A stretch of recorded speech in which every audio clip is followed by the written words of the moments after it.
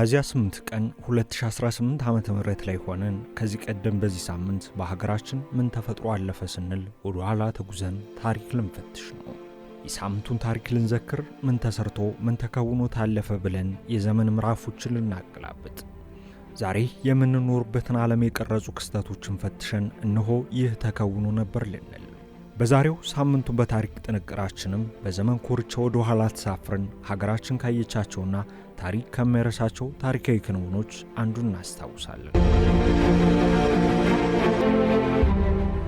ከ114 ዓመታት በፊት በዚህ ሳምንት ሚያዝያ 7 ቀን በቀዝቃዛው የሰሜን አትላንቲክ ውቅያኖስ ውስጥ ታዋቂዋና ታሪካዊቷ መርከብ ታይታኒክ ሰምጣ የሺዎች ሕይወት በሰዓታት ውስጥ ተቀጠፈ። በ20ኛው ክፍለ ዘመን መጀመሪያ ላይ ዓለም በእድገት ጎዳና ላይ በፍጥነት እየተራመደች ነበር። የኢንዱስትሪ እንቅስቃሴም እያደገ ነው። ሀገራት በወታደራዊ ኃይል ብቻ ሳይሆን በምጣኔ ሀብት ፈርጣማነት መወዳደር ጀምረዋል። ከአስቸጋሪ ውድድሮች አንዱ በአትላንቲክ ውቅያኖስ ማዶ እየተካሄደ ነበር። ትልቁን ፈጣኑንና እጅግ ቅንጦት የተሞላበትን የውቅያኖስ መርከብ ለመገንባት በሚወዳደሩ የመርከብ ኩባንያዎች መካከል ፉክክሩ የጸና ሆነ። የብሪቲሹ ኩባንያ ዋይት ስታር ላይን 3 ያልተለመዱና ግዙፍ መርከቦችን ለመገንባት ወሰነ። ኦሎምፒክ፣ ታይታኒክ እና ብሪታኒክ ስያሜያቸው ነበር።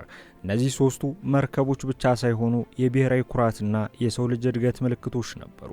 ታይታኒክ የተገነባቸው አየርላንድ ቤልፋስት ውስጥ በግዙፍ የመርከብ ቦታ ላይ ነው። 269 ሜትር ርዝመት ነበራት። ትላልቅ ደረጃዎች፣ የኤሌክትሪክ መወጣጫ፣ የመዋኛ ገንዳ፣ መታጠቢያ ቤቶች፣ ቤተ መጻሕፍት፣ ምግብ ቤቶችና ጂምናዚየም ጭምር ነበራት።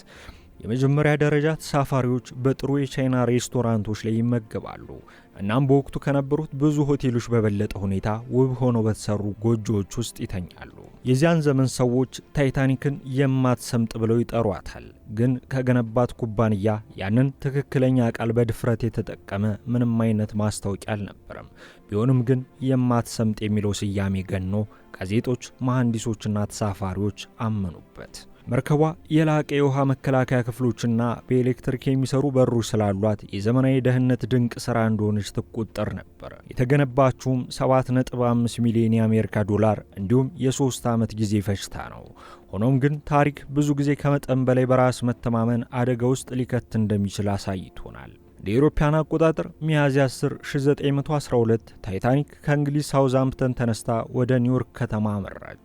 በመርከቡ ላይ ከ2200 በላይ ሰዎች ነበሩ። ሀብታም የኢንዱስትሪ ባለሙያዎች፣ ነጋዴዎች፣ አርቲስቶች፣ ስደተኞች፣ ቤተሰቦች፣ የመርከቡ ሰራተኞችና ሌሎች ሙያተኞችም ነበሩ። አንዳንዶቹ ለመዝናናት፣ ሌሎች ደግሞ በአሜሪካ አዲስ ሕይወት ለማግኘት ይጓዙ ነበር። ከታዋቂ ሰዎች መካከል በወቅቱ የተከበሩ እና ልምድ ያላቸው የባህር ካፒቴን ኤድዋርድ ስሚዝ የተባሉ ሰው ይገኙበታል። ጉዞ ለታይታኒክ የመጨረሻዋ እንዲሆን ታስቦ የተደረገ ነበር። ጉዞውን ለታዋቂ ሥራ ታላቅ ስንብት ሲሉ የወቅቱ የመገናኛ ብዙሃን ባለሙያዎች ዘግበውታል። መርከቧ ውስጥ ዓለም ላይ ታዋቂ ሚሊዮነሮችና የንግድ ሰዎች ነበሩ። አሜሪካዊው ጆን ጃኮብ አስቶር አራተኛ ደግሞ ተጠቃሹ ነው። ከአየርላንድ፣ ከስዊድን፣ ከሊባኖስና ከሌሎች ብዙ ቦታዎች የመጡ የሶስተኛ ደረጃ ተሳፋሪዎች በትናንሽ ሻንጣዎች ጓዛቸውን ጠቅልለው በግዙፏ መርከብ ውበት ተማርከው እየተሳፈሩ ነው። መርከቧ በማህበራዊ የኑሮ ደረጃ ተከፋፍላለች። በውስጧ የመጀመሪያ ደረጃ ተሳፋሪዎች የቅንጦት ኑሮ ነበራቸው። የሶስተኛ ደረጃ ተሳፋሪዎች ዝቅተኛ ቦታ ላይ ተቀምጠው ነበር። ሆኖም የአገዳይ ምሽት ሲመጣ ውቅያኖሱ ሁሉንም አንድ አይነት አድርጎ ይይዛቸዋል። ታይታኒክ ወደ ምዕራብ መጓዟን ስትቀጥል ገመድ አልባ ኦፕሬተሮች ከሌሎች መርከቦች በርካታ የበረዶ ግግር ማስጠንቀቂያዎችን ተቀበሉ። ወቅቱ የሰሜን አትላንቲክ ውቅያኖስ ባልተለመደ ሁኔታ በሚንሳፈፍ በረዶ ተሞልቶ ነበር። መልእክቶቹ ተላልፈዋል፣ ግን በአስደንጋጭ መልኩ አልነበረም። ባህሩ ጸጥ ያለ ነበር። ሰማዩ ግልጽ ነበር። መርከቧ በሙሉ ፍጥነት እየተጓዘች ነበር። አንዳንድ የታሪክ ምሁራን ከታቀደው ጊዜ በፊት ኒውዮርክ ለመድረስና ለሪከርድ ሰባሪ ጉዞ ዋና ዜናዎች ለመሆን ጫና እየተደረገ እንደነበር ያምናሉ።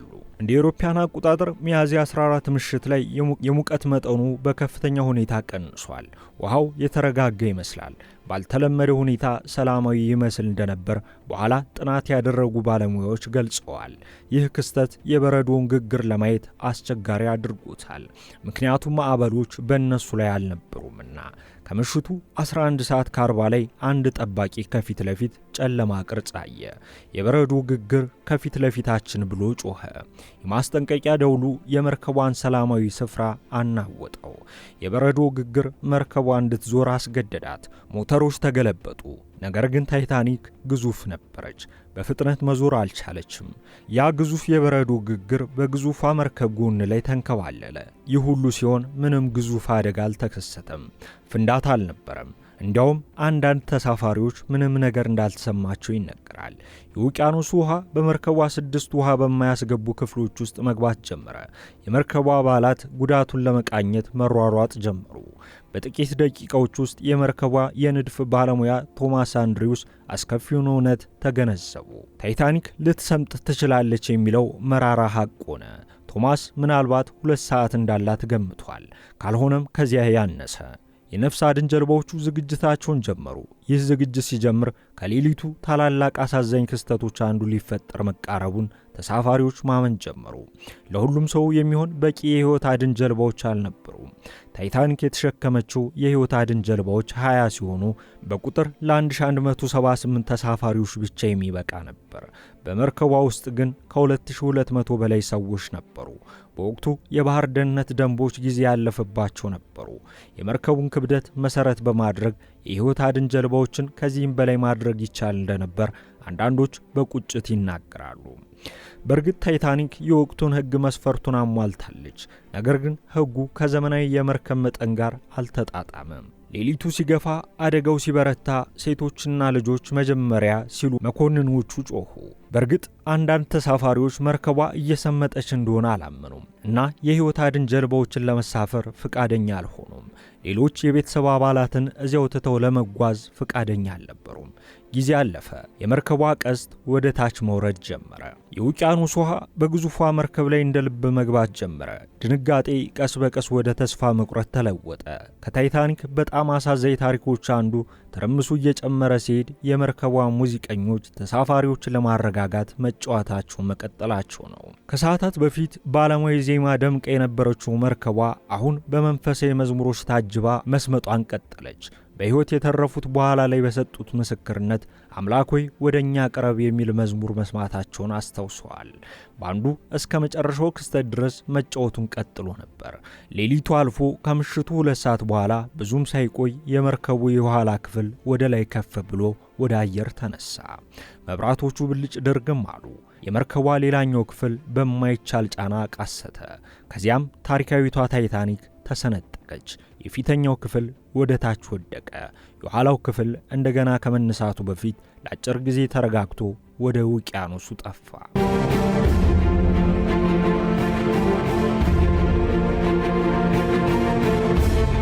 የአውሮፓውያን አቆጣጠር ሚያዝያ 15 1912 ከምሽቱ 2 ሰዓት ከ20 ላይ ታላቋ መርከብ ከዓይን ጠፋች። በቀዝቃዛው ውሃ ውስጥ በመቶዎቹ የሚቆጠሩ ሰዎች ተንሳፈው ቀሩ። የሙቀት መጠኑ ከዜሮ በታች ነበር። ጩኸቶች ከየአቅጣጫው ይሰማሉ። ከዚያም ቀስ በቀስ ዝምታ ሰፈነ። ከ2200 በላይ ከሆኑት ተሳፋሪዎች መካከል 705 የሚሆኑት ተርፈዋል። ከ1500 በላይ የሚሆኑት ግን ሕይወታቸው አልፏል። በአቅራቢያው የነበረችው ካርፓቲያ የተሰኘችው መርከብ የታይታኒክን የጭንቀት ምልክቶች ተቀብላ ወደ ቦታው አቀናች። ከምሽቱ 4 ሰዓት አካባቢ ደረሰች። የሕይወት አድን ጀልባዎች በብዙ ሐዘን ታጅበው ይታያሉ። በሕይወት የተረፉት ሰዎች በብርድ ልብስ ተጠቅልለዋል። ለሰዓታት መርከበኞቹ በውሃ ውስጥ ተጨማሪ በሕይወት የተረፉ ሰዎችን ፈለጉ። ጥቂቶች በሕይወት ተገኙ። ካርፓቲያ ከቀናት በኋላ ኒውዮርክ ስትደርስ በሺዎች የሚቆጠሩ ሰዎች ልብ በሚሰብር ሐዘን ውስጥ ሆነው ወደቡ ላይ ይጠብቁ ነበር። ቤተ ዘመዶች ከተረፉት ዝርዝር ውስጥ አባላቶቻቸውን በጉጉት ፈለጉ። በዓለም ዙሪያ ያሉ ጋዜጦች በዜና አውታሮቻቸው ላይ ይህን ዜና ለዓለም አሰሙ። የማትሰምጠው መርከብ ሰመጠች የዜናቸው ርዕስ ነበር። መላው ዓለም ዜናውን ሲሰማ በቴክኖሎጂ ላይ የነበረው እምነት ከሰመ። የታይታኒክ አደጋ ዓለምን አናወጠ። ይህም በባህር ሕግ ላይ ያሉ ድክመቶችን አጋለጠ። የማህበራዊ የኑሮ ደረጃ ክፍፍልን ይፋ አደረገ። የመጀመሪያ ደረጃ ተሳፋሪዎች ከሶስተኛ ደረጃ ተሳፋሪዎች በእጅጉ ከፍ ያለ የመዳን መጠን ነበራቸው። ይህም ትልቅ የሞራል ኪሳራ ፈጥሯል። እንደ አውሮፓውያን አቆጣጠር በ1914 በባህር ላይ የህይወት ደህንነት ስምምነት ተቋቁሟል። የህይወት አድን ጀልባ መስፈርቶች ዘምረዋል። መርከቦች በ24 ሰዓት የሬዲዮ ክትትል እንዲጠብቁ ተደርጓል። የበረዶ ግግር አደጋን ለመከታተል በሰሜን አትላንቲክ የበረዶ ፓትሮሎች ተጀምረዋል። ይህ አሳዛኝ ክስተት ወደፊት የሚፈጠር አደጋን አስተምሮ አልፏል። ለብዙ አስርተ ዓመታት ታይታኒክ የሰመጠችበት ስፍራ ሚስጥር ሆኖ ቆይቷል። እንደ አውሮፓውያን አቆጣጠር በ1985 የውቅያኖስ አሳሹ ሮበርት ባላርድ መርከቧን ከሰሜን አትላንቲክ ወለል በታች ወደ 3800 ሜትር ያህል ርቀት ላይ አገኘው። መርከቧ በሁለት ክፍሎች ተሰብራ በውቅያኖስ ወለል ላይ ተበታትናለች። የዛጉ የሐዲድ አጥሮችና ፍርስራሾች አሳዛኝ ክስተቱን ወደ ህዝቡ ንቃተ ህሊና መልሰዋል። ጫማዎች፣ ሳህኖች፣ የግል ንብረቶችና ሌሎች ቁሳቁሶች ከመርከቧ ጋር ታሪክ ሆነው ተገኙ። የታይታኒክ ታሪክ በመጽሐፍትና በፊልሞች እንደገና ተዘግቧል። በ20ኛው ክፍለ ዘመን ካሉት በእውነተኛ ታሪክ ላይ ተመስርተው ከተሰሩ አሳዛኝ ትረካዎች አንዱ ሆነ። እንደ አውሮፓውያን አቆጣጠር በ1997 የፊልም ባለሙያው ጄምስ ካሜሮን ታይታኒክ የተሰኘውን ፊልም ለቆ ታሪኩን ለአዲሱ ትውልድ አስተዋውቋል። ፊልሙ ልብ ወለድ ገጸ ባህሪያትን ከእውነተኛ ታሪካዊ ክስተት ጋር በማዋሃድ በታሪክ ውስጥ ከፍተኛ ገቢ ካስገኙ ፊልሞች መካከል አንዱ ሆኗል። ነገር ግን ታይታኒክ ከሲኒማ ባሻገር በሙዚየሞች፣ በኤግዚቢሽኖችና በታሪካዊ ምርምር ውስጥ ይኖራል። በምህንድስና፣ በሶሺዮሎጂ፣ በአደጋ አስተዳደርና በስነ ምግባር ጥናት ርዕሰ ጉዳይ ሆኖ ቀጥሏል። ከ114 ዓመታት በኋላ ታይታኒክ ዛሬም በምናባችን ይመላለሳል። ምክንያቱም የሰው ልጅ የስኬት ከፍታና የተጋላጭነት ምልክት ሆኖ የሚቀመጥ ስለሆነ እርግጠኝነት ምን ያህል በፍጥነት ሊጠፋ እንደሚችል ያስታውሰናል። ሕይወት የክስተቶች ውጤት መሆኗንም ይነግረናል። ግዙፏ ታይታኒክ ቀላል በሚባል አደጋ በሰዓታት ውስጥ ጠፍታለች። ያ የበረዶ ግግር ቢያጠፋትም ታሪኳ ግን አሁንም መነጋገሪያ ሆኖ ቀጥሏል።